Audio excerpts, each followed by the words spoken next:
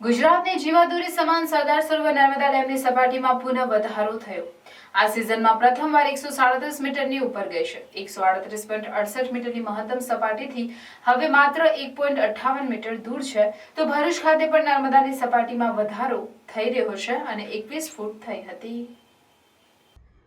નર્મદા ડેમની સપાટીમાં સતત વધારો નોંધાયો છે। બપોરે 3 કલાકે ઉપરવાસમાંથી 3,16,935 ક્યુસેક પાણીની આવક થઈ રહી છે અને નર્મદા નદીમાં કુલ 3.25 લાખથી વધુ ક્યુસેક પાણી છોડાઈ રહ્યું હતું।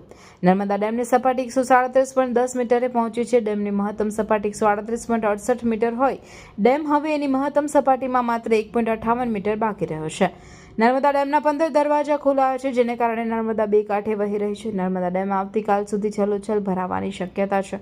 નર્મદા ડેમમાંથી છેલ્લા 4 દિવસથી છોડાતા પાણી તેમજ દરિયાની ભરતીના કારણે ભરૂચ ખાતે પણ નર્મદાની સપાટીમાં વધારો થતાં બપોરે 3 કલાકે ગોલ્ડન બ્રિજ ખાતે નર્મદાની સપાટી 21 ફૂટ થઈ હતી, જે 24 ફૂટની ભયજનક સપાટીથી હજુ 3 ફૂટ નીચે છે। જોકે હાલ પૂરની બહુ સંભાવના નથી, તેમ છતાં નર્મદા ડેમમાંથી છોડવામાં આવતા પાણીથી ભરૂચ ખાતે વધતી નર્મદાની સપાટીની સ્થિતિ પર તંત્ર સજ્જ અને સતર્ક બની સતત નજર રાખી રહ્યું છે।